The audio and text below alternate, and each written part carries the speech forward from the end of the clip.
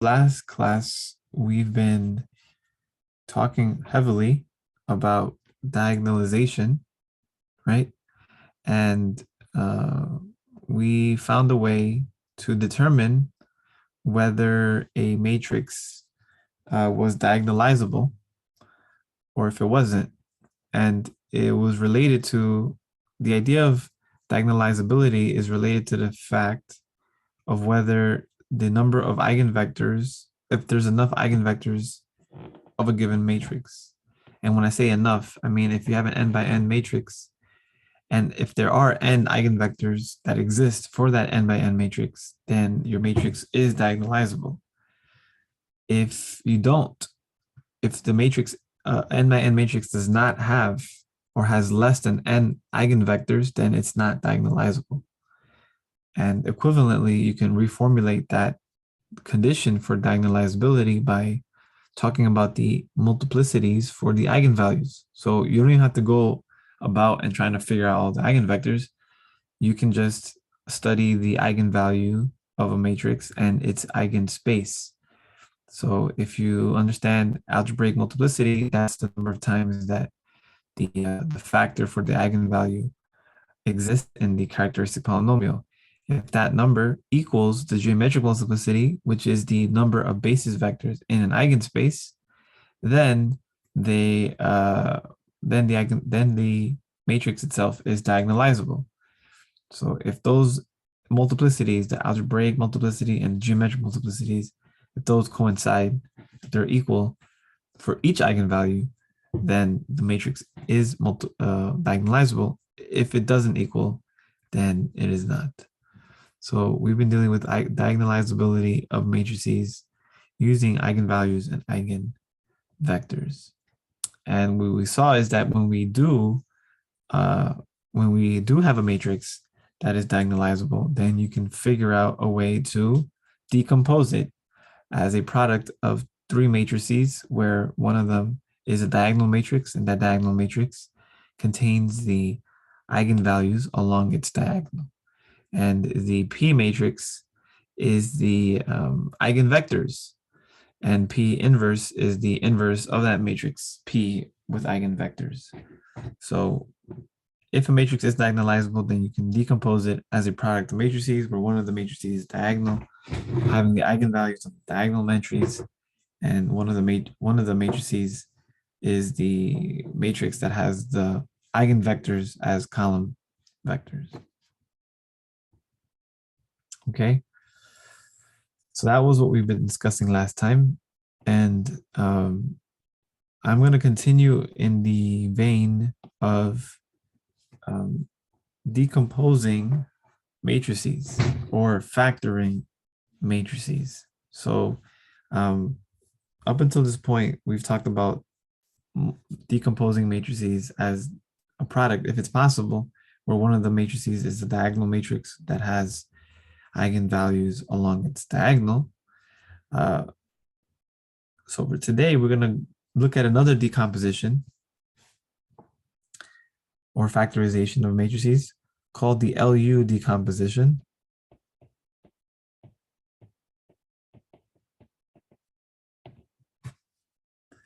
And the L and the L stands for lower triangular,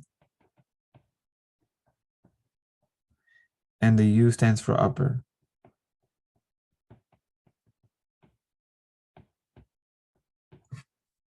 Triangular. So we're going to be interested in the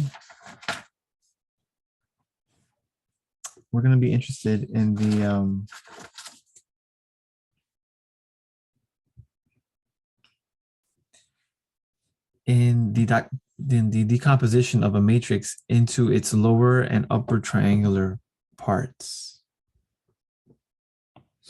So let's look at an example of what I mean. Now you can ask the question, what's the point, right? Beyond just decomposing it as these two matrices. What's the point of it? Well, there's this aspect of linear algebra. So all we've done so far is just a foundational introduction into linear algebra, very foundational. And of course, you can get more advanced, you can get more theoretical, and you can also get more applied. So there's this applied aspect of linear algebra, and it's named numerical linear algebra. And numerical linear algebra is under the umbrella of numerical analysis, which is a very applied branch of mathematics. And so in numerical linear algebra, particularly with the LU decomposition, this is a way and a method to be numerically efficient when solving systems of equations. Um, so you might think, right? You might think that the this equation that we've been this matrix equation that we've been solving since the beginning of the semester, if A exists, if A inverse exists, if the inverse of A exists, you may say that, oh, this is the easy way to do it, right? We compute A inverse, multiply it by B, and we get our solution, correct? That's the way we solved most of our systems of equations now. We just find the inverse and multiply it. Now, that is what maybe some of you, and that's what I thought originally as well when I started learning this for the first time. I thought that this was the best way, meaning that this is the most efficient way, because once I'm able to figure out that A is invertible, defining the inverse shouldn't be that hard, especially since I have a calculator, and I can just multiply a matrix with the column vector and I get another column vector, and boom, I'm finished. The problem with this is in the event that the system itself is really large, which is what's normally what happens in when you apply these kind of systems of equations into real world examples. You're dealing with large number of variables and associated with that, a large number of equations. And when I say large, I'm talking about thousands. You can even go to millions, millions of variables, millions of equations, right? And so then you would have a very large matrix A. And finding the inverse of a matrix actually is a non-trivial problem. It's not as simple as what we've been dealing with. 3x3 matrices, that's very easy. There's a shortcut to it. 4x4 matrices, no problem. 5, so on. But when you talk about 100 by 100 matrix, 1,000 by 1,000 matrix, that problem, even if it was invertible, even if you could figure out that a matrix is invertible, the problem or the task of finding the inverse of a matrix, even though it's invertible, is not easy. I don't know how your calculator, I don't know how long what the restriction is on your calculator. Could you do 1,000 by 1,000? Let me see. You see, your calculator already has, if you try to, if you try to insert a matrix in your calculator that's bigger than a 10 by 10 matrix, your calculator does not allow you. So the moment you have 11 variables and 11 equations, you're fried because your calculator doesn't allow you to do that. But of course, we should be able to do that, right? We should be able to solve 11 by 11 systems of equations. And so all I'm trying to preamble, this whole preamble is just to show you that sometimes what we assume or what we expect is not what really is. So expecting this to be the best solution or the most efficient solution actually is not correct. And so there's algorithms, there's certain algorithms in numerical linear algebra that we use to make our computation much more efficient. And one of the most efficient ways is if you're able to create a triangular matrix, whether it be upper triangular or lower triangular. So one of the best ways to solve a system of equations, numerically speaking, is to try your best in finding the row echelon form of a matrix and then solving the system by back substitution. You can actually program that, and it's actually very efficient. And you don't have to even consider finding the inverse of a matrix, which is much more complicated, much more computationally intensive task, especially as your matrix A gets bigger and bigger. So let me give you an example of a system, of a matrix. So we have 2, -3, 4, 6, -8, 9, 2, 0, 2. So if we have this matrix A,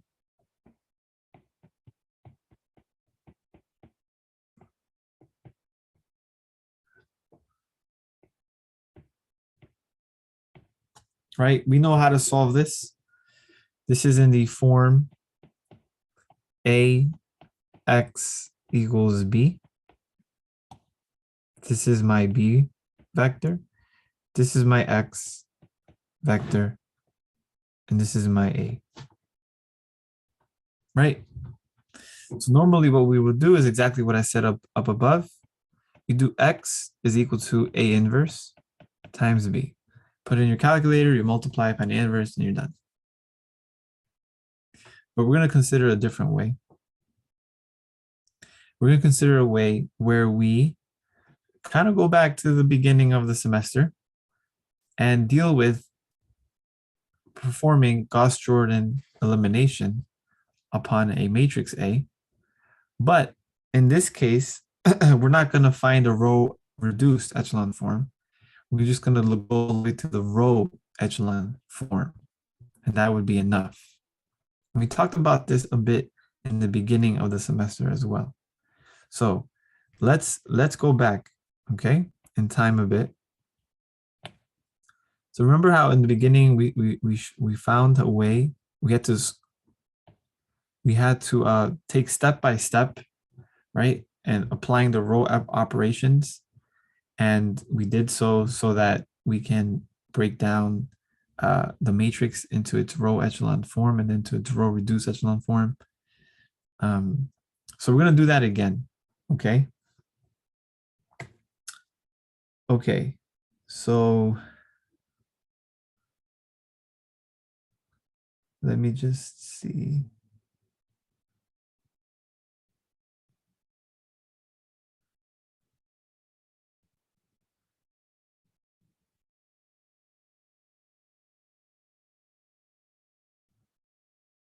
Okay, so let's,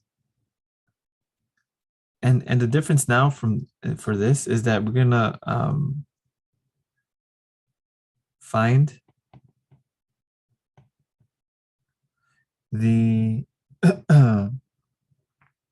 the row echelon form without interchanging rows. Okay, this is the only requirement in this whole thing. We're not going to change any rows. We're going to leave it as is. Okay, so that's important, okay? Now, what's the first step here? I want to eliminate. Well, what I can do first, what can I do first? I want to make this a 1. Can I make this a 1? How would I make this a 1? I would have row 1 into row 1, right? So this becomes 1, 3, 1, -3, -8, 0, 4, 9, 2. Correct? So now the next step is what? What would be the next step?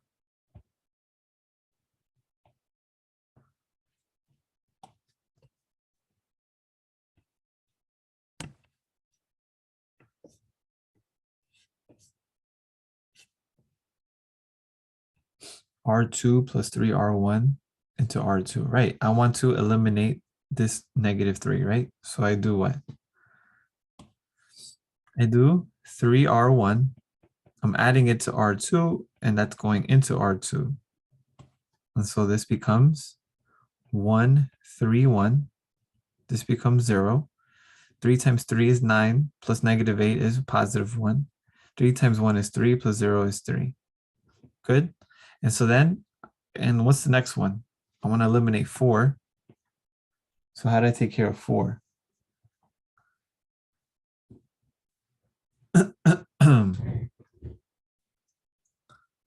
So I want to clear everything that's below the pivot, right? This is my first pivot. So then I do what Baldwin told me to do negative 4R1 plus R3 into R3. So this becomes 0. Negative 3 times negative 4 times 3 is negative 12, plus 9 is negative 3. Negative 4 times 1 is negative 4, plus 2 is negative 2. Okay? Okay. Now, hold on 1 second. So let me also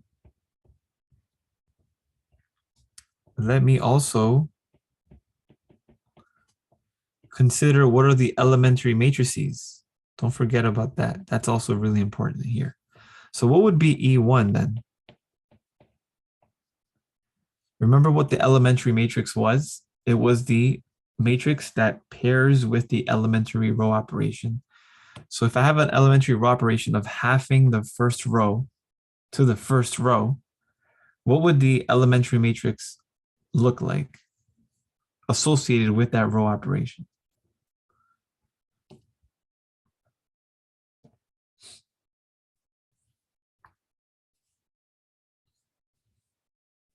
Remember what that looked like, guys?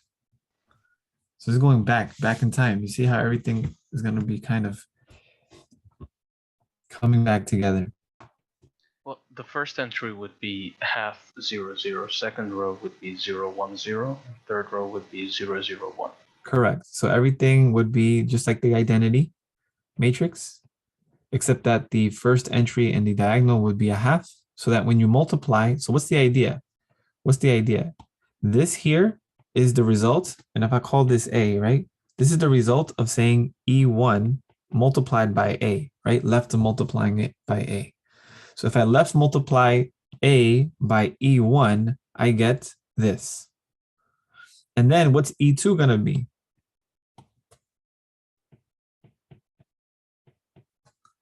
E2 is multiplying the first row by 3, adding it to the second row. So what is that going to look like? So I'm adding the third row. I'm adding 3 times the first row, and I'm adding it to the second row. So remember for these kind of look like these, right? 1, 1, 1. Now the question is, where does the 3 go?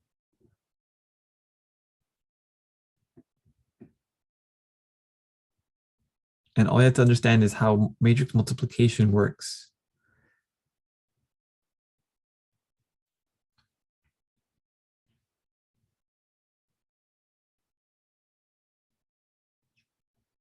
Remember, when we left multiply this, we're going by row, column, row, column.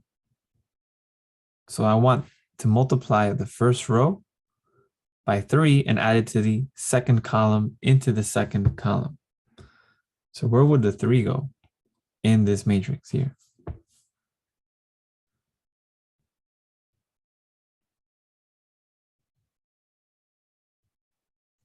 Second row, first column. Second row, first column. This is 0, 0, 0, 0. And you can test it yourself if this is indeed the case. And it will be, because I'm taking the second row, right?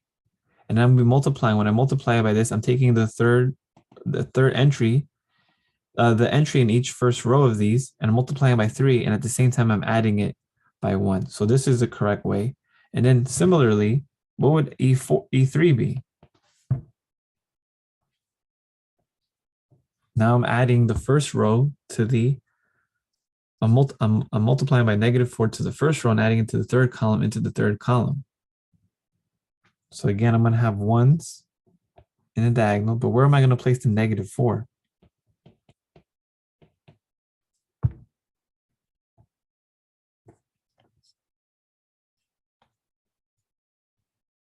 First column, third row.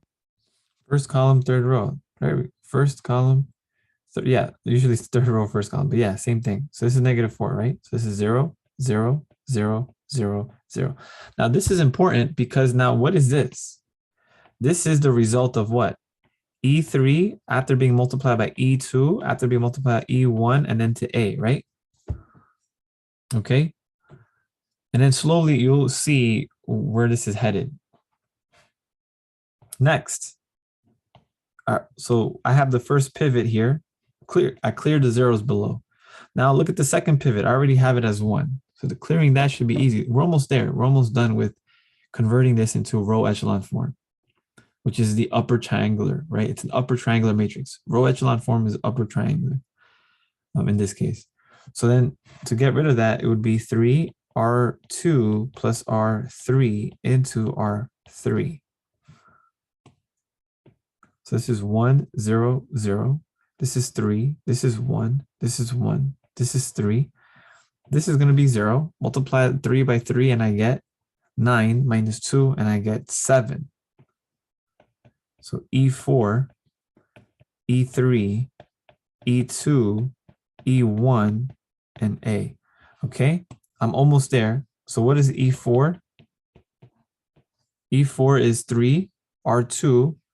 So can anybody tell me where does the 3 go? I want the third row, a multiple of this, a third, I want to triple row 2 and add it to row 3 into row 3. So where does the 3 go? Under the middle one. Yes. So this is 3. This is 0, 0, 0, 0, 0. Okay. And now one last thing, guys, and we have it and we're done. This will be what? 1/7 R3 into R3. And then I have 1, 3, 1, 0, 1, 3, 0, 0, 1. What have I just done? I've converted this to what? Row echelon form. Sorry, not RREF, but REF of A. This REF of A is going to be considered your upper triangular because it is upper triangular, right? It's upper triangular. That's what REFs are.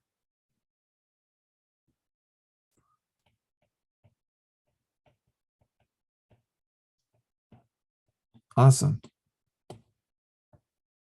Now, what have we done? I've said A is the AX equals B, correct? And what I've been doing is I've been multiplying by elementary row operations. I've been applying elementary row operations upon A, which is equivalent to saying I've been multiplying by 5 elementary matrices.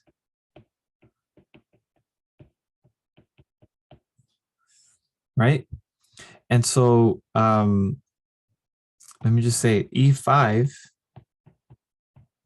is 1/7, 1, 1, 0, 0 everywhere else. Right? And I've been doing that as well to here.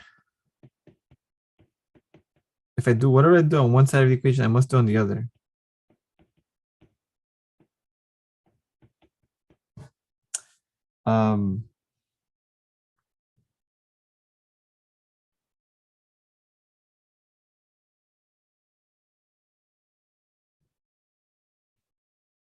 Okay. And so in doing so, the result of this is now I can call this U multiplied by X. And then what I'm going to call this here is I'm going to call this Y. So I've rearranged or re-expressed our original matrix equation into something that looks like this. 1, 3, 1, 0, 1, 3, 0, 0, 1. Multiply it by x1, x2, x3. And when I multiply this, I get a new equation, a new column vector, y1, y2, y3.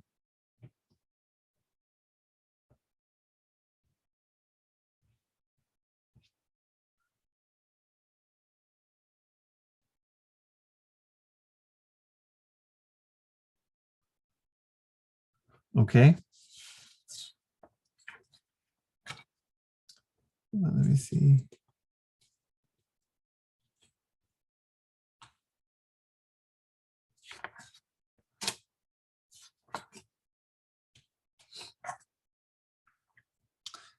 Okay. And so then,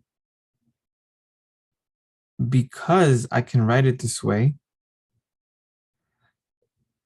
I can also think of it as the other way.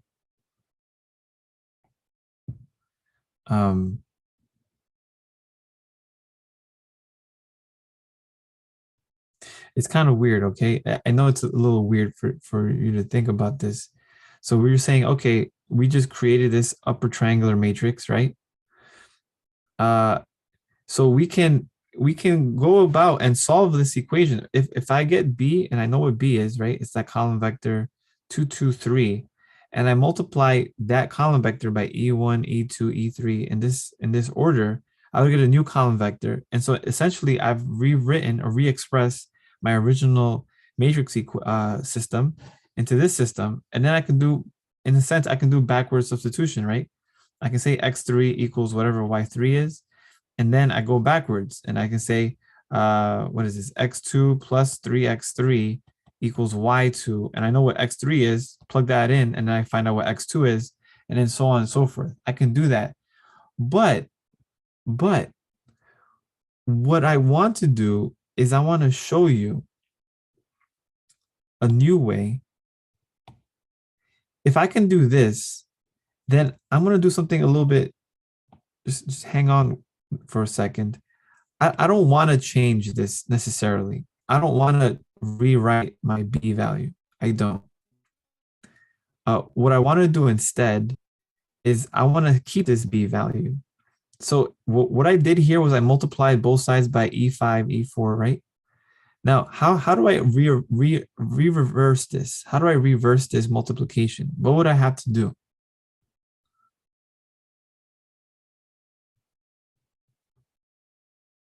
If I want to get rid of this, so after I multiply this side by E1, E2, E3, how do I get rid of this matrix multiplication?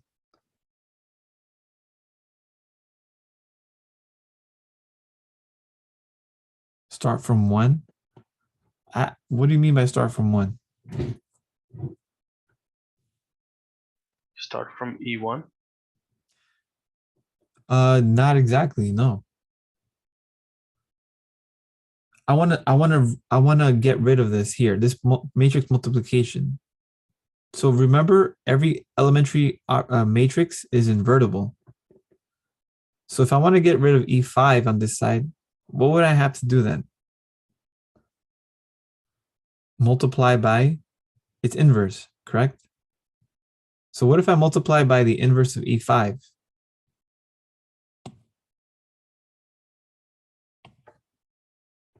Just hang on just a second here, guys. So this is E5 inverse, right? I'm multiplying to E5. So let me write that over here. So I know E5, E4, E3, E2, E1 times B, right? Now I'm going to multiply this by, I know this thing here equals this thing here, X, A. And I know at first glance, you may seem, I think we're doing more work than we should, but you'll see why we're doing it. You'll see why eventually. So I'm going to multiply by E5 inverse. Why? Because then I can get rid of that, right? But then if I do that here as well. Okay. Then once I reassociate this multiplication, I can associate just E5 with its inverse, and that becomes the identity. And then what's the next thing I should do? So after I take care of that, wouldn't I write the inverse of E4? Then do the same thing on the left side, and then so on and so forth. E3, and then E2.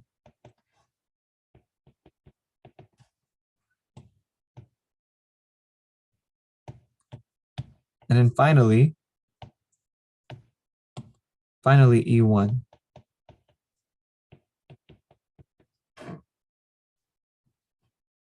Everybody with me? So when I reassociate this, right, what happens? What is all of this? When I reassociate them and multiply them inwardly, I get the identity, don't I? So don't I get back B then? So then you're like, wait, what are we doing? We're multiplying this stuff and then we're multiplying by the inverse.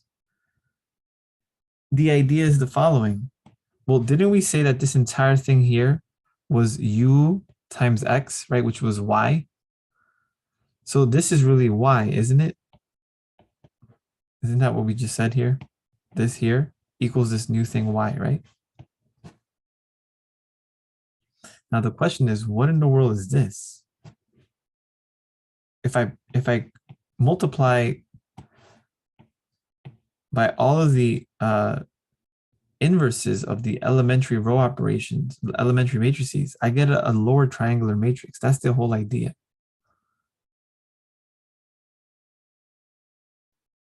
And when I do that, I get a system that looks like the following, where I can solve for Y by doing what's called not backward substitution, but forward substitution. And then once I have that, I can then solve the other way. Do you guys understand what's going on with this? So first of all, if I know my elementary row operations, can I find the inverses quickly?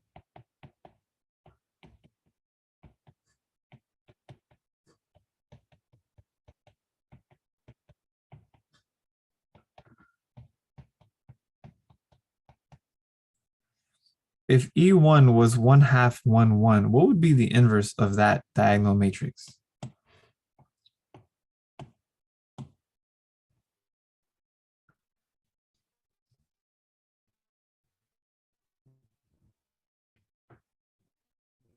What would be the inverse of the matrix 1/2, 1, 1?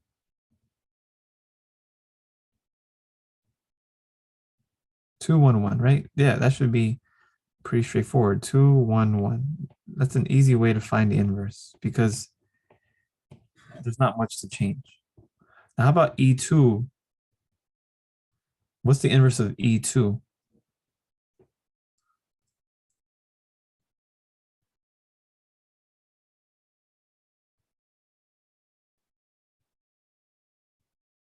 One third. Now, be careful. I want to make this into the identity, right? So there's not really much things that are going to change here. So I want this just to remain the same. So I'll just have this as 1, 0, 0. So the top will definitely be 1, 0, 0. What I do want to change though is the next row, 3, 1, 0. How do I get rid of 3, 1, 0? If I do a third, I don't know exactly what you mean by a third, where you're going to place it, but that's not going to get rid of this 3.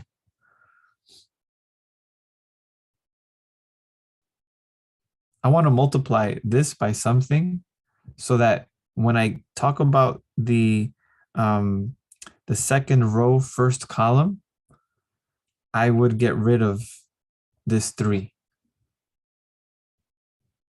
0, 1, 0, that's going to work. So think about this.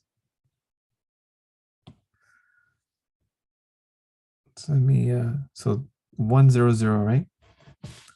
Let's just briefly think about this. So if I got 1, 0, 0, 3, 1, 0, and 0, 0, 1, right? I want to multiply it by a matrix that's 3 by 3 so that the result is 1, 1, 1. The diagonals and zeros everywhere else, right? So obviously, the first row of this inverse has to be 1, 0, 0. Why? Because 1, 0, 0, and you multiply it, right? Or I can even say this is 1, 0, 0. Well, actually, no, I can't say that. Well, I do know is that 1, 0, 0 is here because I only want the first entry of this row, right? So that's going to give me, so if, for example, the first entry here will be this column with this column. So I don't know what this stuff is here per se, because these zeros cancel out or whatever I have here. What about this entry here? Well, this has to be a 0, correct? So this is going to be what? The first row, second column. So then first row, second column, I don't know exactly what this stuff is here yet either, but I do know that this has to be a 0 because when I multiply this by this, I want this to be a 0. Do you guys see that? And then the last one here, this also has to be a 0 because this is first column, first row, third column. So I don't know what this stuff is as of yet, but I do know that I want my first row here to be 1, 0, 0. So this has to be 1, 0, 0, and this has to be 1, 0, 0. Now let's look at the second row, 0, 1, 0. So that's the second column, that's the second row, first column when you do that matrix multiplication, the dot product. So second row, first column has to give me 0. So I'm getting 3 times what? 3 times 1 is here. 3 times 1 plus what? 1 times something, and then plus 0 times this, which is just 0. So what does this have to be then? What does this first entry here have to be in the second column, in the second row? -3. -3. That's right. This has to be -3. And then everything else is okay. And then everything else, as you can tell, won't matter anymore because this 3 will be canceled out by these zeros when you do the other entries here.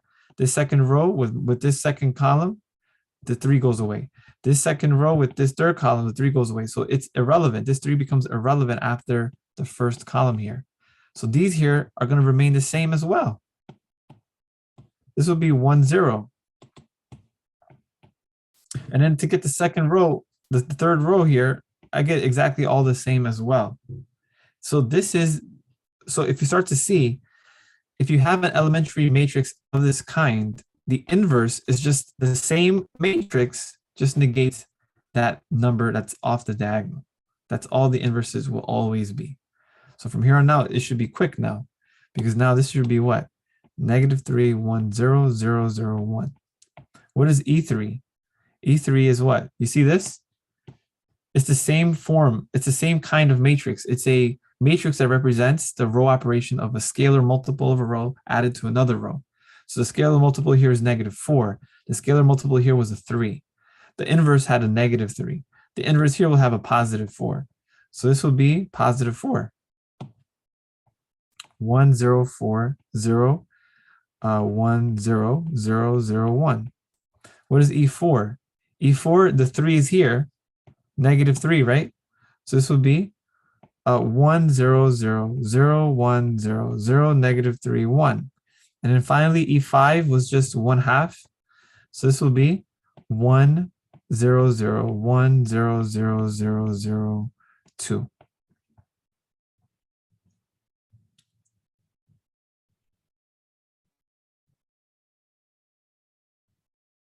Great.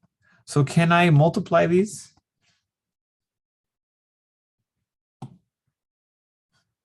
So if I do E1 inverse times E2 inverse times E3 inverse times E4 inverse times E5 inverse, what do I get?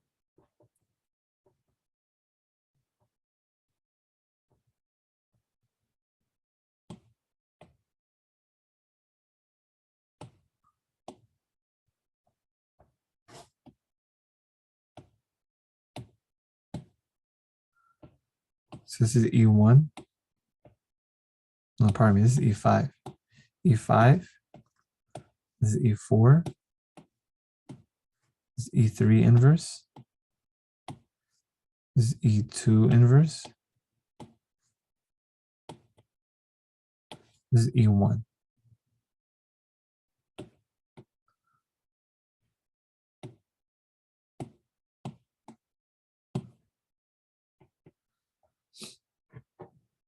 Call it L. Yeah, this is L.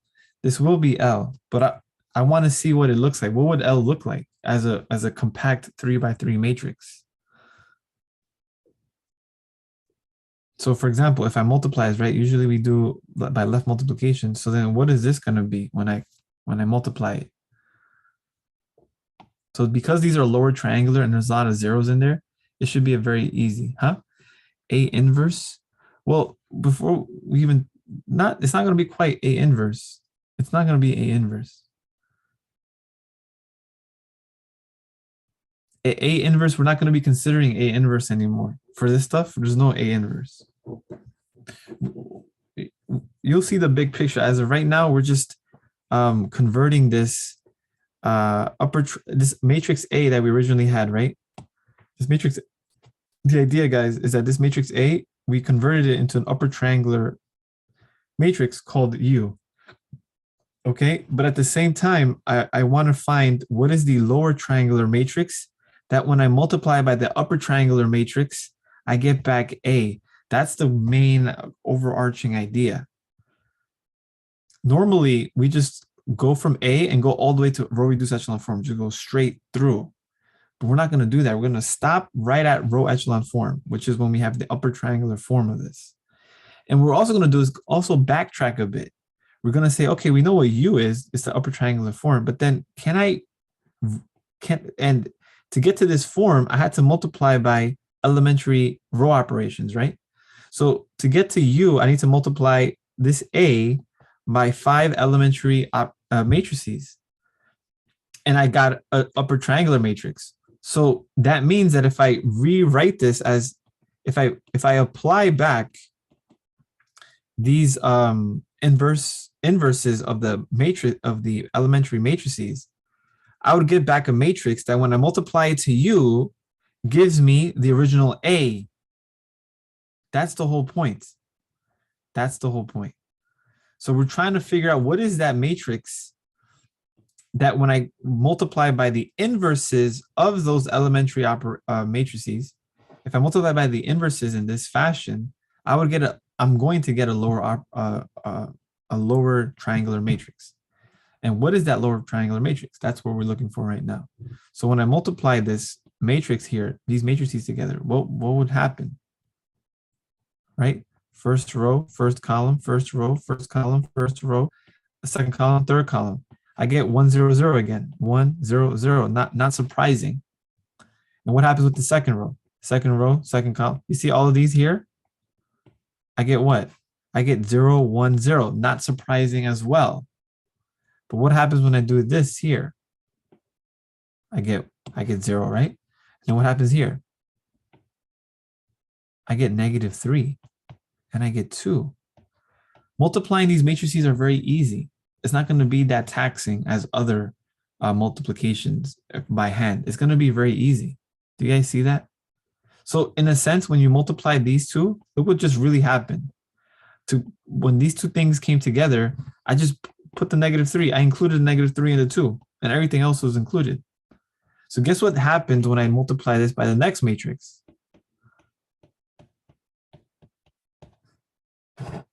Because it's so easy, right? It's so simple. The first 2 rows are going to be just multiplying these guys, right?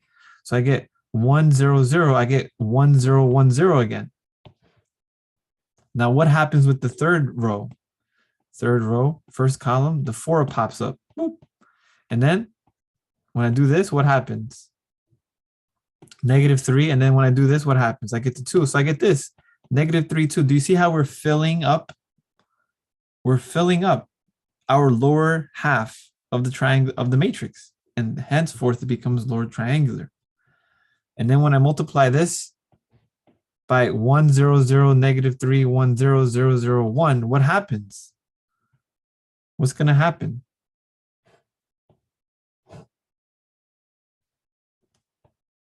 I don't even have to do the whole matrix multiplication. I already know what's going to happen. This will be negative 3, 1, 0, 4, negative 3, 2.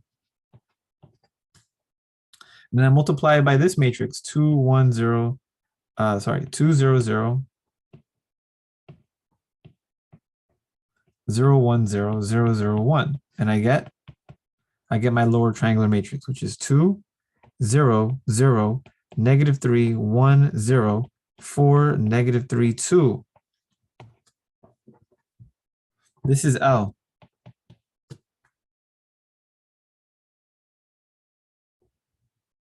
So what is A? A is really L times U. And you can check it for yourself. When you take A, which was what? A, which was 2, 6, 2, negative 3, 8, 0, 4, 9, 2. This can be decomposed as L, which is 2, 0, 0, negative 3, 1, 0, 4, negative 3, 2, which is L. And I can multiply this. Just resize this. I can multiply this by the upper triangular matrix, which is 1, 3, 1, 0, 1, 3, 0, 0, 1.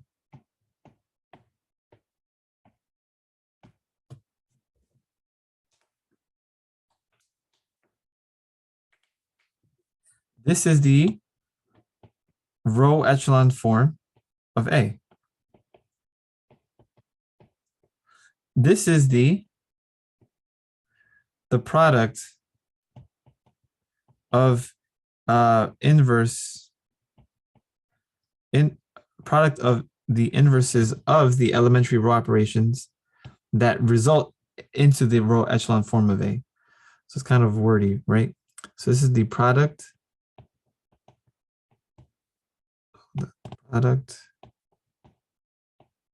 of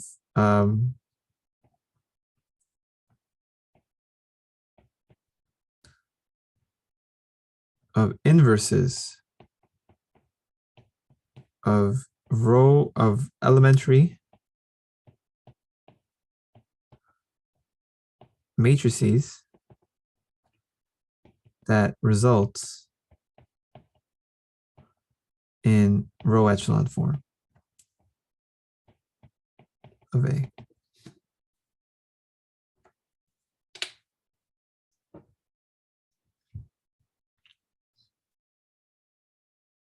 Now, why is this good? Why is this good? And it seems as though, as of at the moment, it seems as though we're doing much more work than needed. Right? We could have just found the inverse of A, and boom, multiply it by B, and we're done. This could have been done in less than 30 seconds. But we're doing this much more convoluted way, which seems to be, going backwards instead of forwards, apparently, right? So let's go back. So now that we know that AX equals B can be transformed into UX equals Y, which can be transformed into L times Y equals B.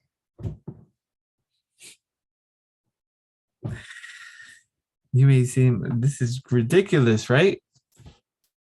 Does everybody follow me? Does any questions? Please let me know. Does this make sense or not make sense? It's okay if it doesn't.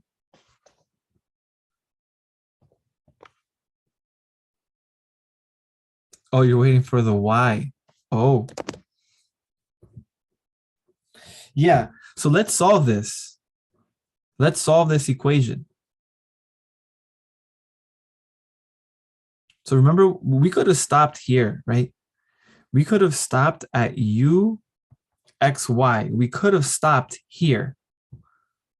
And then we would have solved by backward substitution, but we had to multiply B by all of these elementary elementary matrices. We would have to multiply to find out what these are. But I said, hold on 1 second. Let's undo what we just did. And you may be like, but why? We can undo it to get this form. A lower triangular matrix multiplied by a column, this column vector, which represents this, is represented by this. And then if I can solve this, then I can, so the idea is this, we make this, we solve this problem by solving two systems of equations. And you may say, hey, that's more work. We're first going to solve this system. And once we find what y is, we plug this back in, and then we solve this system by backward substitution. So we're going to use forward substitution to find what y is, and then backward substitution to find out what x is. Okay? So I'm just going to let you know what we're doing. So we don't know what y is. We don't know what y is. So this is y1, y2, y3, correct? We do know that y1, y2, y3 is x1, x2, x3, which is really what we want to find. Multiply by u, right? So what is L? Didn't we just find out what L was? This is 2, 0, 0. Negative 3, 1, 0. This is 4, negative 3, 2. And what is B? B was 2, 2, 3.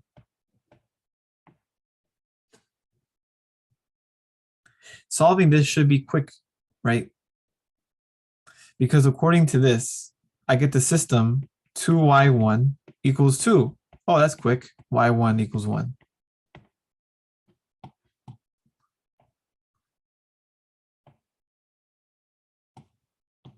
Then the next row indicates that 3y1 plus y2 equals 2. Well, I know that this is 1. So negative 3 plus y2 equals 2. So what does y2 have to equal?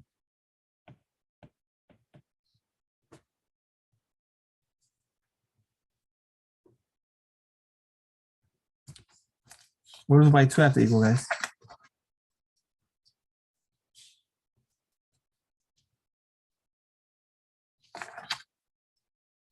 If y1 is 1, then y2 is not 3, but because this is 1, so negative 3 plus y2 equals 2. So yes, y2 has to equal 5. And then lastly, 4y1 minus 3y2 plus 2y3 equals what? 3.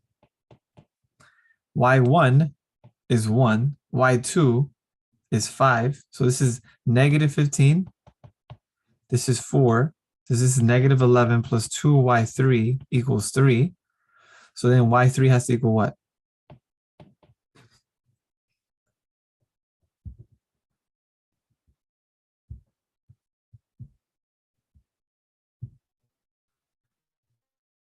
Seven.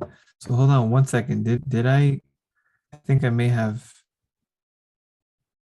done something. E5. What is E5 1 again? Sorry, this is a 7. This is a 7, not a half. I misread that. This is 1/7, right? Because we did 1/7, correct? So then this 1/7 should not be a 2. This should be a 7. This should be a 7. Sorry, no. Yes, it should be a 7. And so this should be a 7. So make sure you make that little correction. This is 7. So that's a 7. This is a 7. This is a 7. This is a 7. And so this should be a 7. That's a 7. This is a 7. And so this will be a 7. So this would be a 7. So y3 should be not 7 or 5, but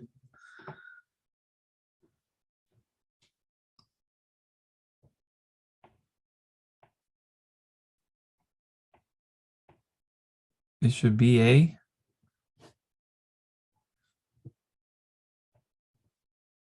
2.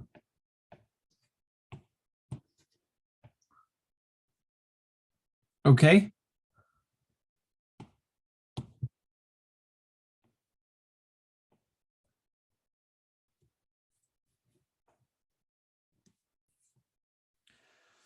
So we were able to calculate what y1, y2, y3 is by understanding the lower triangular matrix that's decomposing A.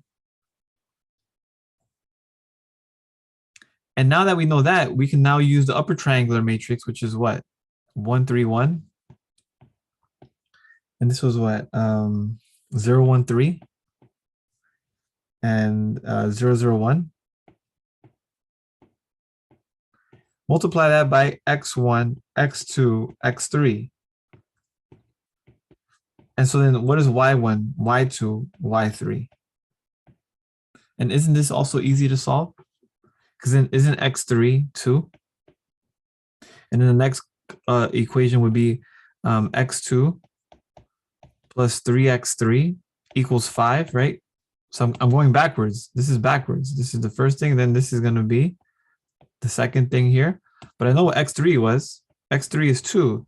3 times 2 is 6. So x2 will be what? What's x2?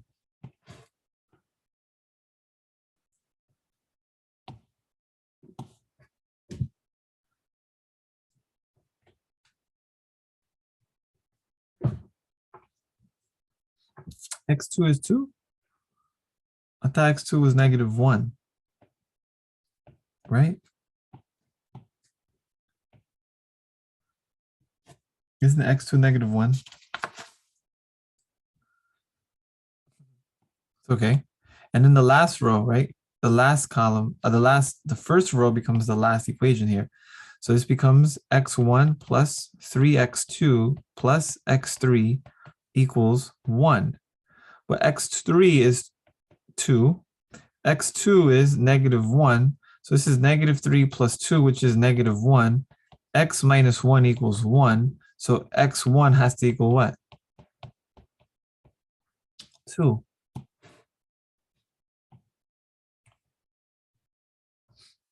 So what's my solution?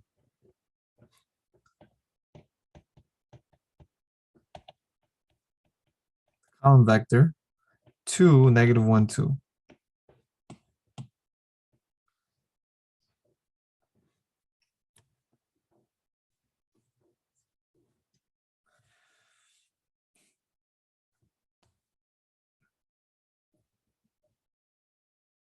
So which guys technique or which procedure do you guys prefer?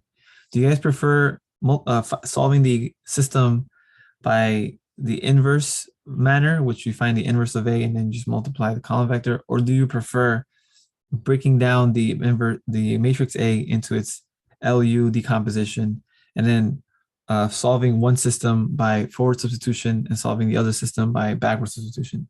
Which way do you guys prefer? Oh, wow, Baldwin, you like the LU better? The inverse is a calculator function. Inverse is heavily time consuming unless it gets easier with time.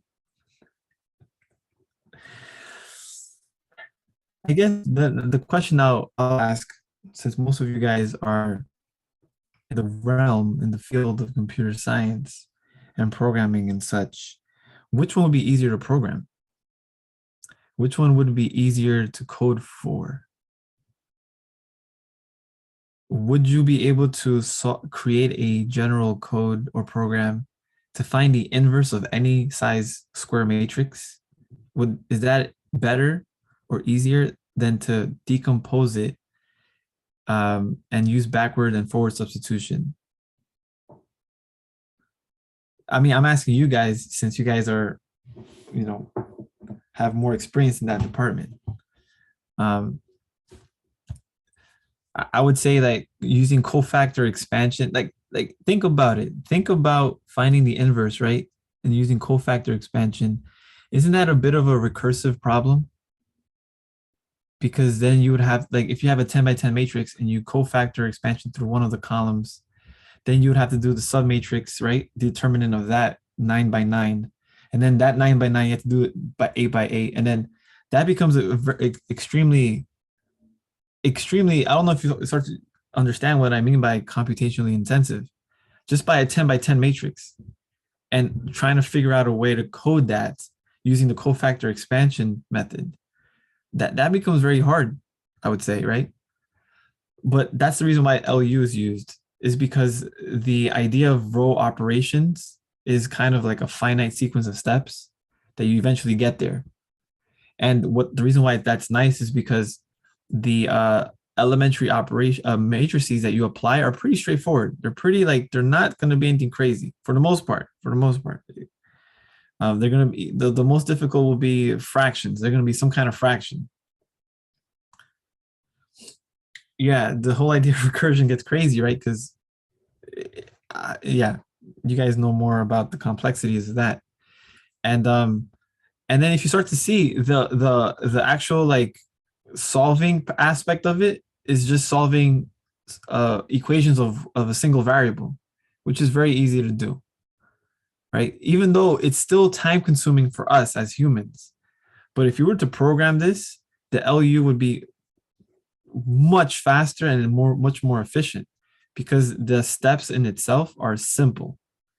And of course, that's what computers do better than any human, right? They're able to do repetitive tasks in a split of a second. Where for us, it's going to be longer.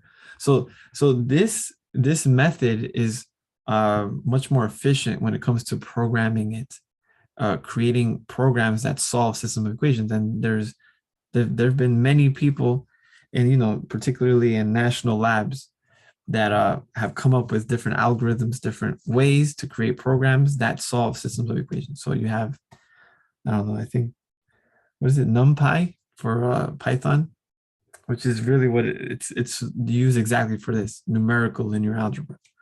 And so they have these solvers, right? They have these functions that have been coded by people that understand this kind of decomposition of matrices. And there's other better methods. LU is not the best one, but it's one of those. And there's other methods that people have studied.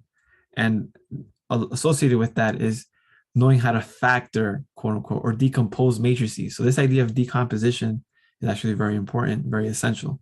And there's actually a slew of other ways to decompose or to factorize matrices.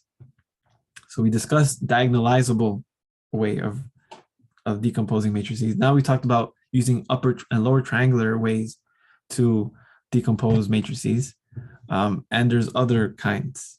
The QR factorization, which is another one that I would like to cover with you guys. And yeah, there's others as well.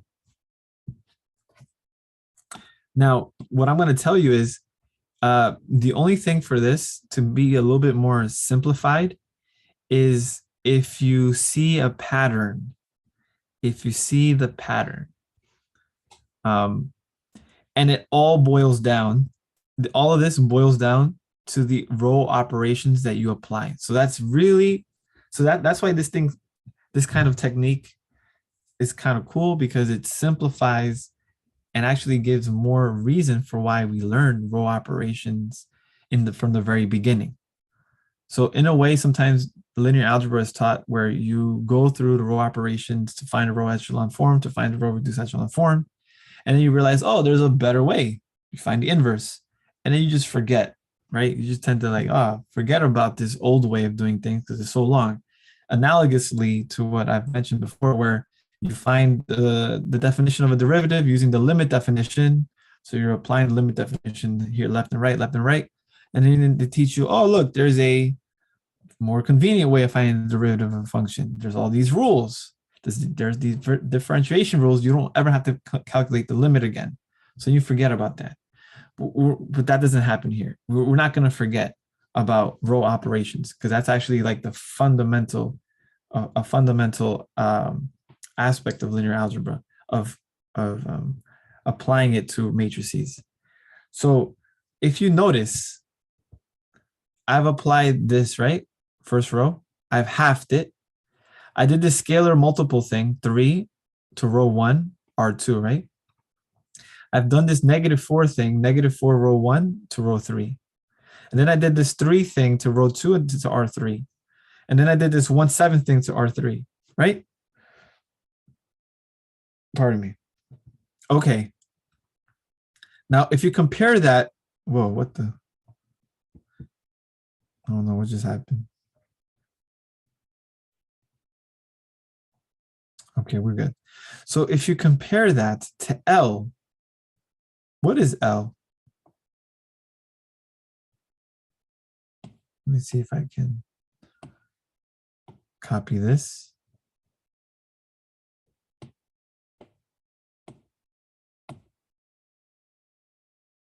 And I'm going to copy the steps, the row operations that we've done.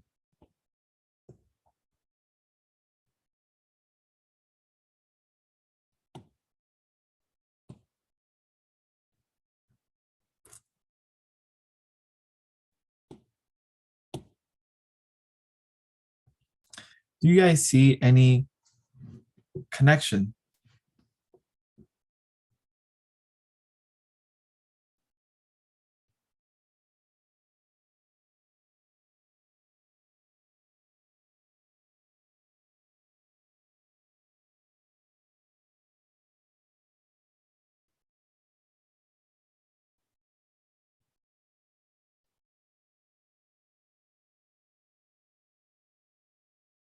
No?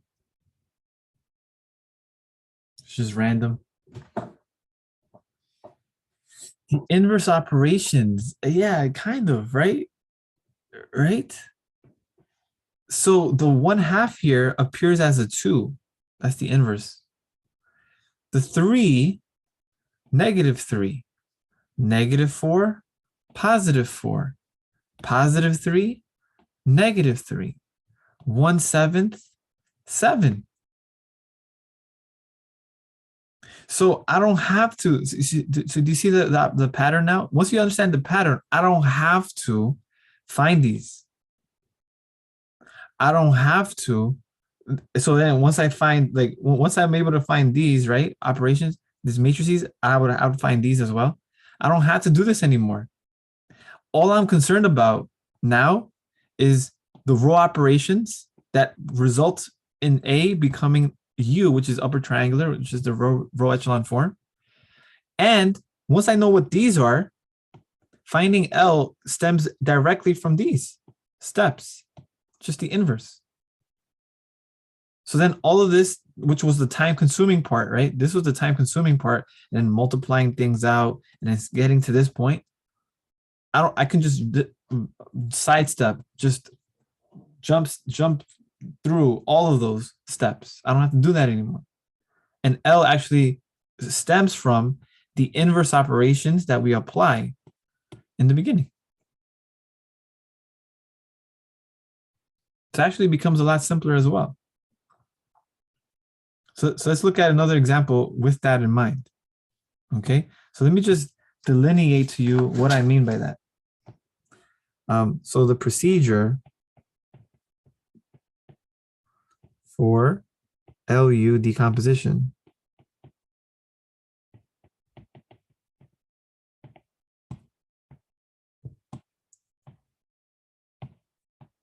So the first step is, so reduce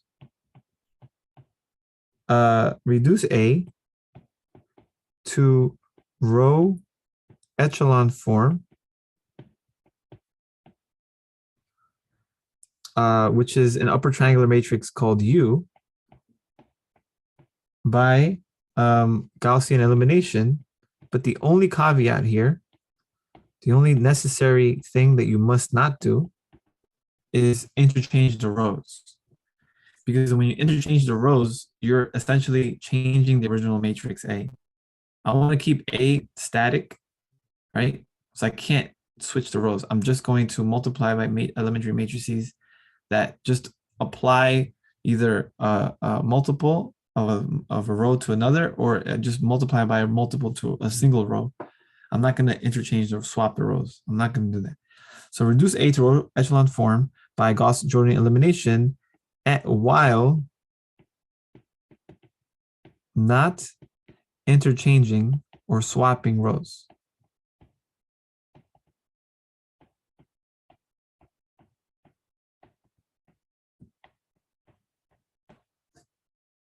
Two. So once I'm able to do that, then to find L,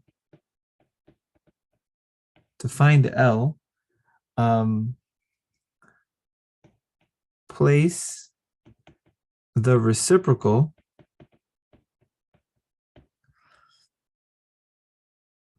of each multiplier that produced a 1 in U, that produced a 1 in the pivot of U along the diagonal of L. What I mean by that is kind of what you guys mentioned with the inverse, right? So for example, to have this 2 in the pivot position into a 1, I multiply by a half, but the reciprocal was a 2, and that appeared in the first diagonal entry. If you notice, to get the 1 in the second pivot, I didn't have to multiply by anything. It just became 1.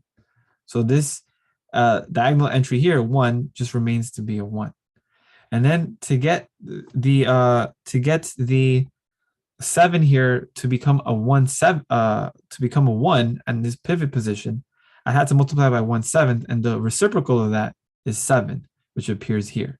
So the entries in the diagonal of this L matrix are the reciprocals of the multipliers or the scalars that were used to make the pivot positions into 1s. Do you understand? So that's what step 2 is. To find L, you place the reciprocal of each multiplier that produced the 1 in the pivot of U along the diagonal of L.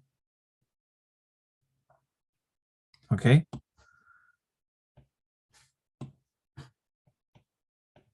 And now for the other entries below the diagonal, so this should be like 2A and 2B, but to find the diagonal entries of L.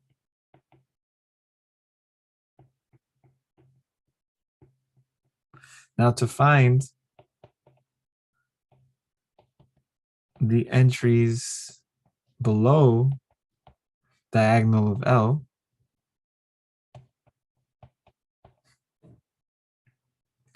place the negative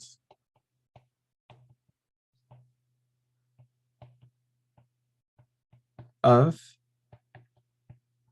the multiplier use to make zeros below the pivots of view.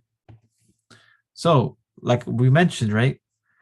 To clear the zeros below the first entry, right?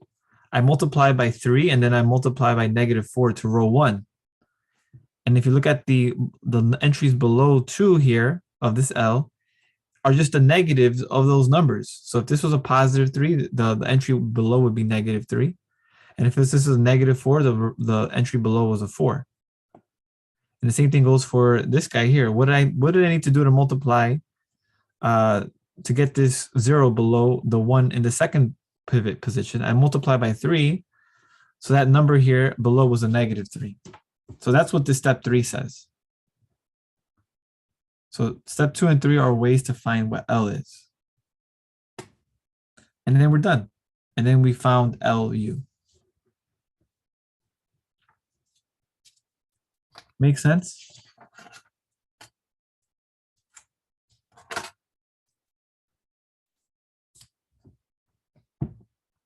So with that in mind, can you find, now we don't have to worry about so much about the system itself, just worry about, what is the LU decomposition of a matrix? So find the LU decomposition of A, where A is 6, 9, 3, -2, -1, 7, 0, 1, 5.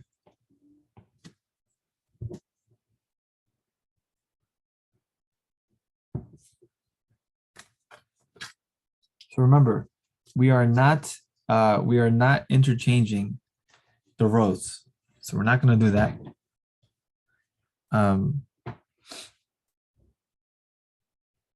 But we do want to find the row echelon form of A, which is U. So how would we do that? So remember, we can't switch the rows. So exactly. So the first thing is we do 1/6 A, row 1 into row 1. When I do that, I get what? I get 1, -2, 0. And then I get everything else the same, right? -1. Sorry, this should be a third. And this is 1, this is 3, this is 7, this is 5, right? Now, based upon this information, can I find what L is? Well, I know these have to be zeros because L will be lower triangular. So if I multiply a sixth to the first pivot to make it a 1, I should have 6 here, right? Do you see how nice that is? Boom, it's a 6. We know it's going to be a 6. Now what? What do I want to do now? I want to clear away these columns here, right? 9 and 3, these entries in this first column. And that will give me these numbers here. It's just going to be the reciprocal. It's just going to be the negative of those scalars. So then how do I get rid of this 9? Do you see how quick now this is going to be? So this is going to be what? -9 R1 plus R2 into R2. And this will be -3 R1 plus R3 into R3. And this, what would the first column of L be then?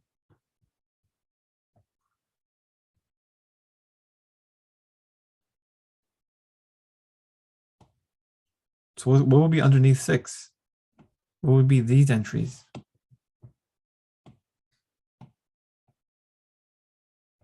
Nice. Right. This would be 9 and 3. Boom. Done.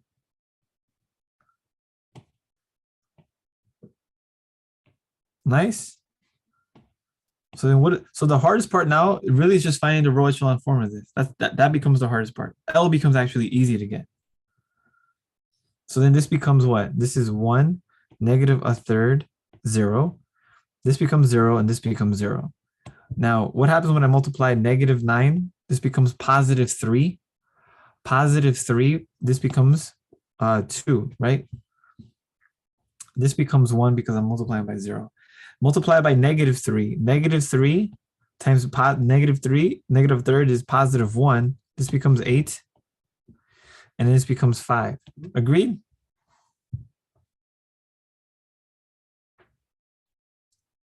Did everything go well with this? +3, right? Are we all in agreement? Not 4? Okay. But those have no effect on L, right? No, L, we already took care of the first column of L because these are the numbers that we place here. These are the positive, these are the negatives of the multipliers for the scalars that we multiply each row by. Do you understand? Yep. It's the same way we did for the other one, right? And it's really step 3 here. To find the entries below the diagonal of L, place the negative of the multiplier used to make the zeros below the pivots of U.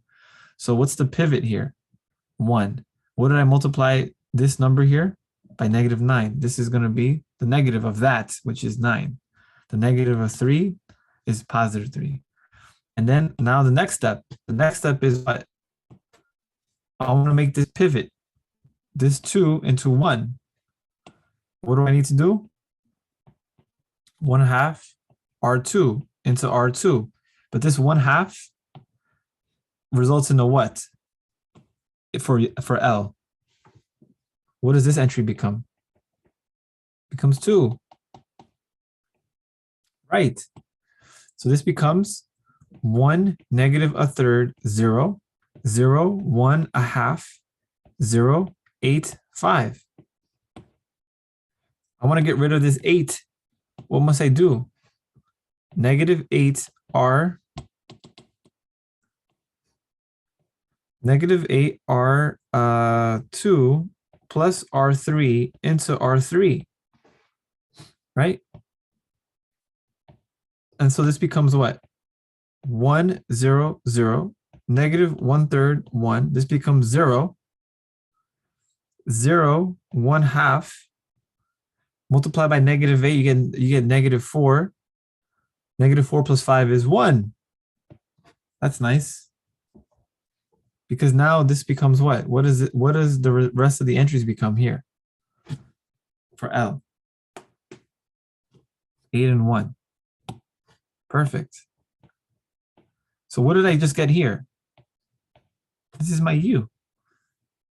And I got my L above. And you see how quick now I got my decomposition? So what is A?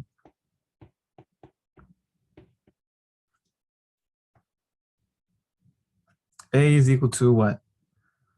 6, negative 2, 9, 3, negative 1, 7, 0, 1, 5.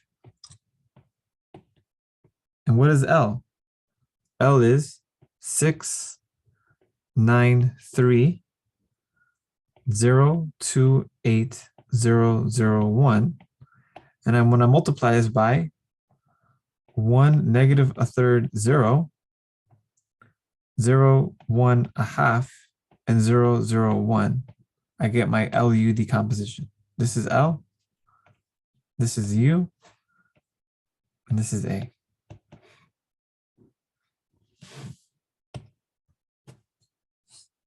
And if you had a system that to solve, you can do this now by forward substitution and backward substitution, which simplifies the computational aspect of it. It's just to simplify the computation.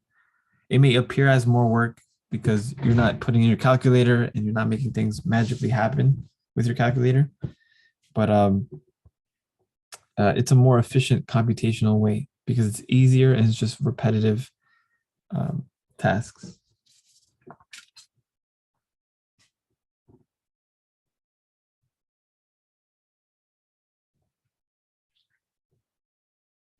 Okay.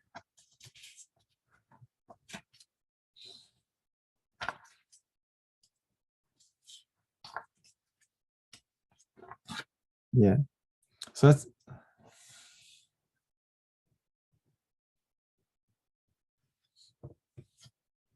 yeah, calculator, right? Just makes life easier in general. But this is a more efficient computational way. More efficient. And finding the LU decomposition is really just knowing how to find the row echelon form of a matrix. Because if you know the row echelon form of a matrix, you're able to record your steps for the row operation. So if you're able to record this in a sequential manner, then finding what L is just basically reading this off and just giving you the inverse of it, whether it be the multiplicative inverse or the additive inverse, and knowing where to place the numbers. And then once you have the the row echelon form, which is an upper triangular matrix, and the lower triangular matrix, then now you're just dealing with upper triangular, lower triangular matrices, which is much more convenient and more ways than one than just a regular matrix, random given matrix A. So I hope you guys are able to appreciate this, this new technique in light of solving systems of equations and dealing with matrices. Now life becomes a lot easier in a way.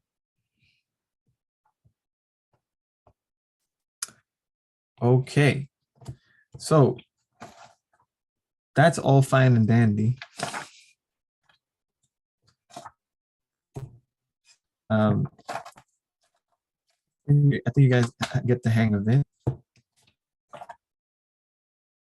And now there's so much more to talk about. It's crazy, right? It's like there's more. Of course there is. So where I want to head now is this idea of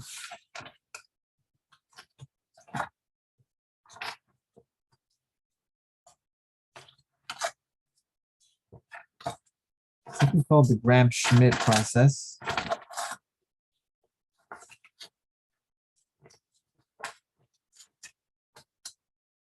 Yeah, I want to go into a new kind of decomposition. And this is called the Gram-Schmidt process. The Gram-Schmidt.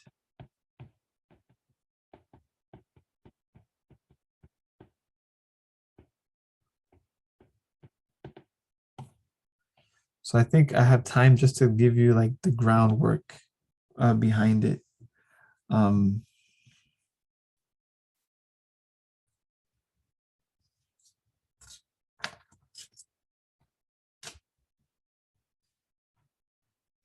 So first of all, I have to talk about some definitions here. Does everybody remember what it means to be orthogonal? Vectors, for example, vectors v and w are orthogonal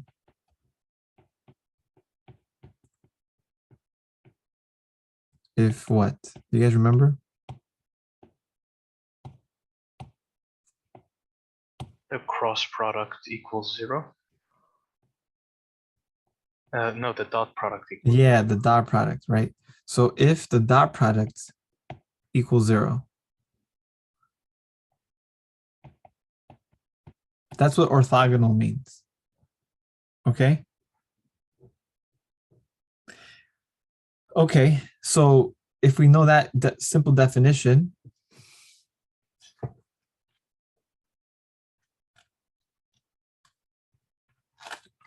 what if we have a set of vectors? So this is a theorem, but I don't want to say a theorem yet. What if we have a set of orthogonal matrices, of orthogonal vectors? Call this set S. And we have n of them, v1, v2, vn. A set of orthogonal vectors. What does that mean again, to be orthogonal?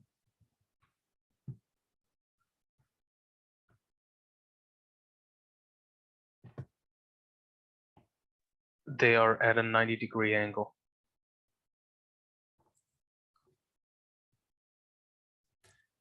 Yes. But that 90-degree angle can only be interpreted in the second and third, or in R2 and R3. 90 degrees in R4 is not what you may think. Like, how do you describe that geometrically speaking? We necessarily can't. But yes, you are right. They do have 90-degree angle by the definition, but the more basic fundamental definition is that their dot product is 0. So we're going to be using that definition more. So a set of orthogonal vectors have the following property.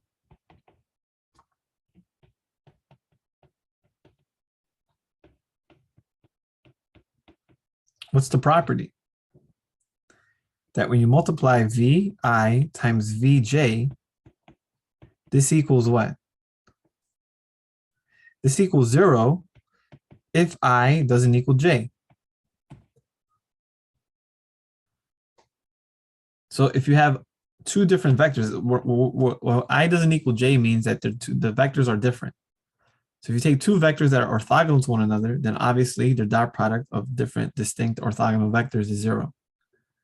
And just for completeness, if I does equal j, What happens when you multiply a vector to itself as a dot product? You get 1? How come?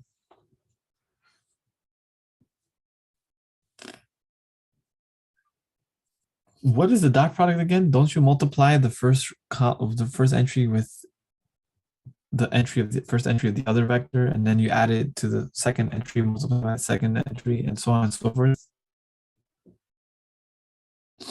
And then squared. Yeah, it's something squared, right? Isn't it the norm of VI squared?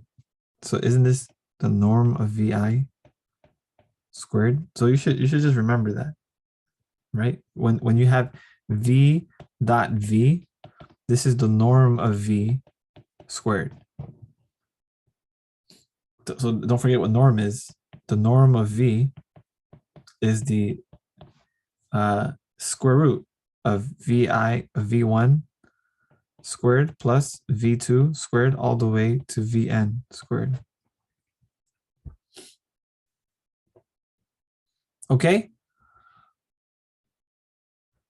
Okay. And so there's a theorem that states a set of orthogonal vectors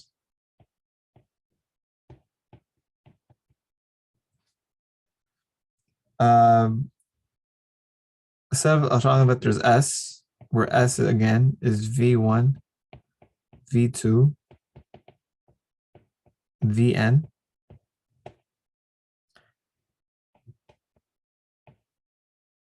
is linearly independent.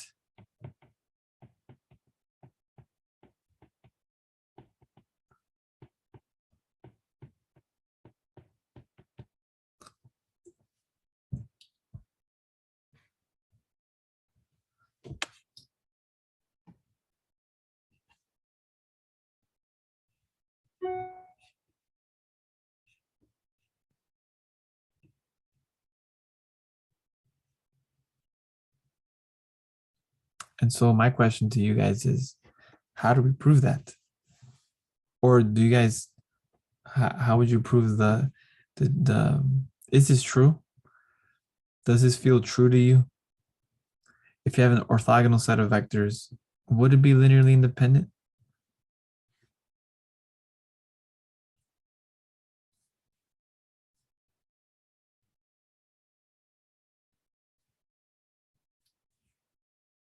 Yeah, right. So then how do we prove this?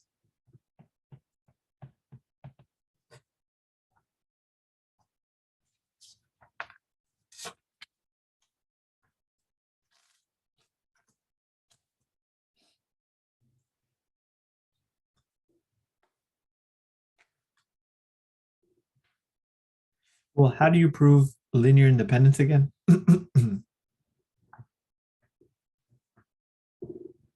Create a system, a linear system, and prove that the only way that it can equal 0. Yeah. I thought you were going to complete that sentence. So the only way to equal 0 is if what's true? If the vectors are equal to 0. If the vectors are equal to 0? Not the vectors.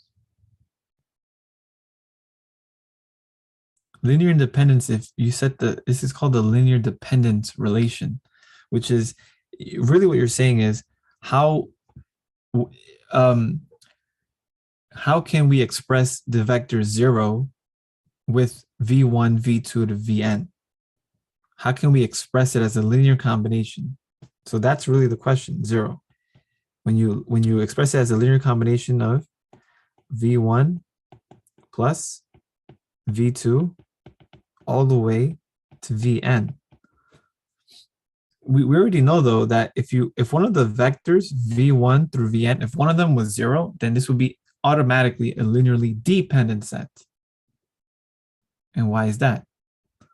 Well, if I were to write a linear combination of those vectors, the question is not that if the vectors are 0, the question is if the coefficients in front of those vectors can only be 0 in this linear dependence relation. So to show linear independence, I have to show that this non-homogeneous system can only be solved if C1, C2, Cn are all zeros. Obviously, C1, C2, Cn, if they're zero, it will always satisfy this equation. So the linear independence is when only the trivial solution exists. A linear dependent solution is when the trivial solution is not the only solution that exists. There's non-trivial solutions. So the goal here is to show what? The goal is to show that C1, C2, Cn are all zeros. Only.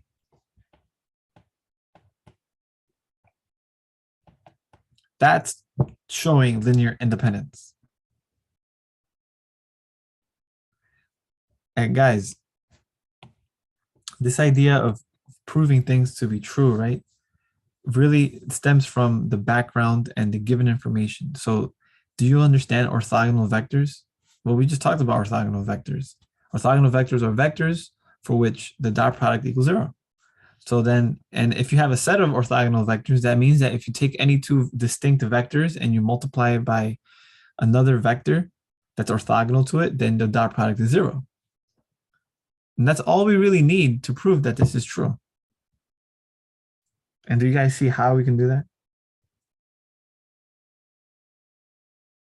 This is where the magic happens, when we prove things.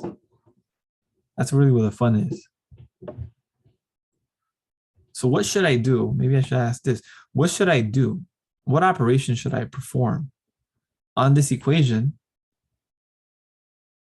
to help me get to the point where C1, C2, Cn are all zeros?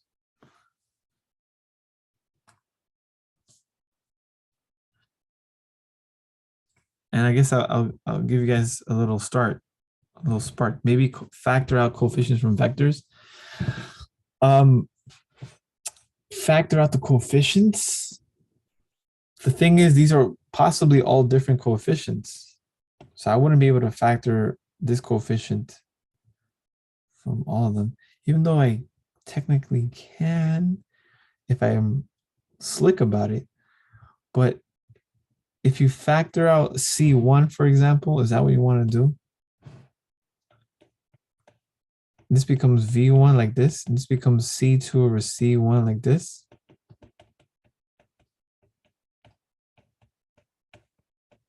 Like that. And then what do you do after that? The problem is, what if C1 is zero? You can't do that, right? Because you can't do C2 divided by C1. That would be something divided by zero. So it kind of implodes there. So not quite, not quite. With proofs, guys, you have to be a bit more creative. We can create a matrix equation.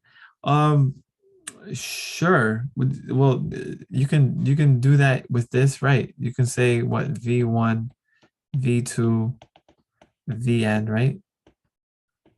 And you multiply this by C1, C2, all the way to Cn, 0. Okay. And then what? What do we do after that?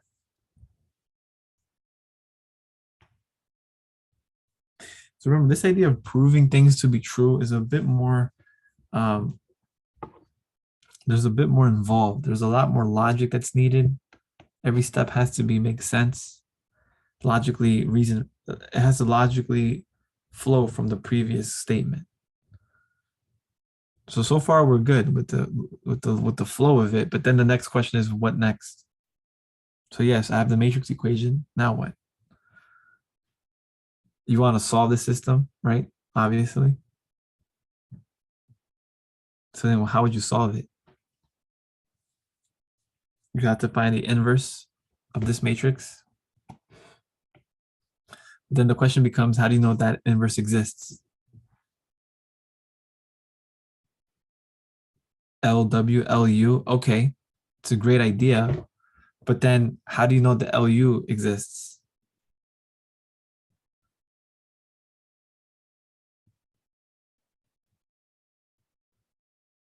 And how do you know it exists for a given orthogonal set of vectors? Because if you notice, LU was only for what? We only apply that for square matrices again. What if we have vectors that are all five that come from R5? We have 5 vectors. Well, let's say we have 4 vectors, and all those vectors are in R5, and they're orthogonal. So you would have a 5 by 4 matrix. Well, how would you find the LU of that?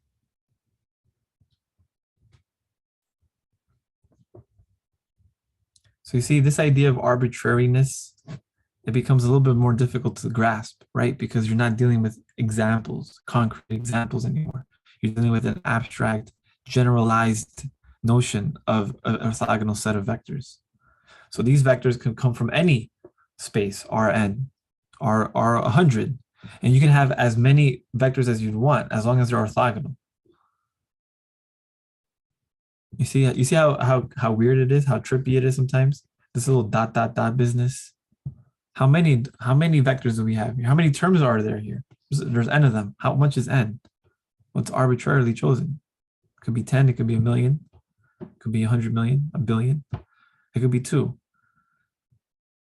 So what I'm saying is, because of that arbitrariness of how many vectors we have and where the vectors come from, creating a matrix equation can be a little bit more complicated, because the procedures that we have in place to solve these systems of equations are very specifically used, right? Whether this be a non-square matrix, then we'd have to perform Gaussian elimination, right? But then how do we perform Gaussian elimination to a generalized vector matrix? Because the result of Gauss-Jordan elimination for every matrix is different. Some of them have a beautiful identity matrix when you do that. Others have a very strange row reduced echelon form. They can have zeros in the bottom. They can have pivots and not all of the diagonals. So then that's why I'm saying, great idea, but also think about when you do this, when you think about things like this, think about how far can you go with it? And you start realizing you can't get very far. So then you have to regroup and say, okay, what do I do now?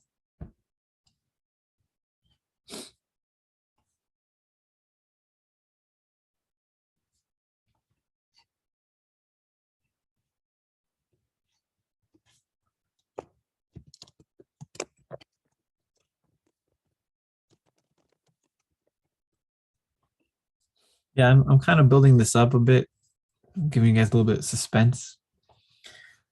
And I just want to see how you guys think, because that's really important. With proofs, it's really about the way of thinking. It's not so much computation. It's not really much at all computation. And a lot of people confuse doing mathematics with doing computation. Computation is one thing. Mathematics is related, is connected, has obviously computation is within it, but mathematics is much more than that. So the idea is this, guys. I'm trying to show that C1 through Cn are all zeros. Yes, Chris. Now we're talking. Now we're talking. Let's use what we have. What do we have? Orthogonality. What does that mean? The dot product of two vectors that are orthogonal to one another equals 0. Let's use that property somehow. And how do we somehow do it? And this is where the beauty comes in. You know what we can do, guys? I'll give you a little example. Why don't we dot product this with V1? Is that okay? Whoa. Can I do that? Or is that too much? Did I do too much? Is that bad? Did I disregard any rules of algebra? I didn't. Well, you allow it. Thank you so much for your kindness, Mir. Thank you so much. So if I do this, suppose I do this, what happens on the left side? 0 dot product with anything. 0. Oh, well, that really didn't matter much, did it? And then what happens when you distribute this dot product? You can do that. It's a property of dot products, right? Algebraically speaking. What do I get? I get C1 V1 dot product V1 plus C2. You know, I should make this. Okay, you know what, I'm gonna do this. So V1, right? V2 plus dot dot dot plus Cn Vn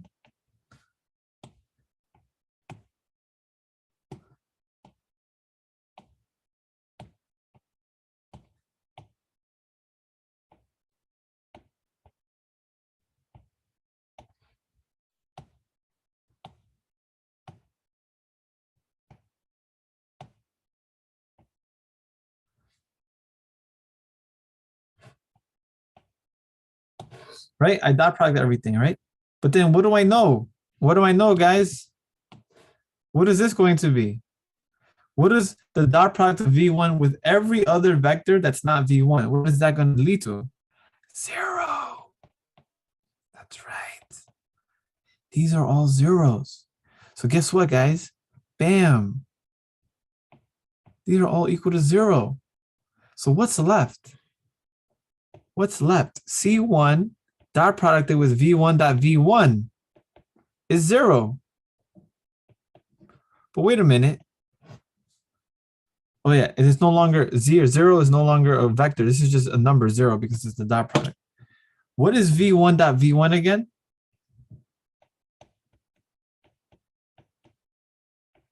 It's the norm of the vector squared, right? I'm multiplying this by a constant, and that equals 0. Well, the assumption is that V1 through Vn are non-zero, because if one of them was 0, then this statement would be impossible. If one of them was 0, then this would be linearly dependent. So the assumption is that Vi is non-zero. Okay, so I should make that another. I should make that explicit. Vi is non-zero.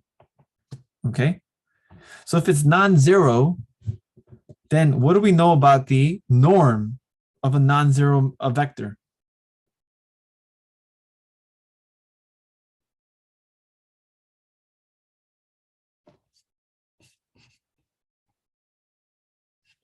What's the norm of a non-zero vector? Non-zero. It's non-zero. So if you have a non-zero number multiplied by a constant that gives you 0, what's the result? What does C1 have to be then?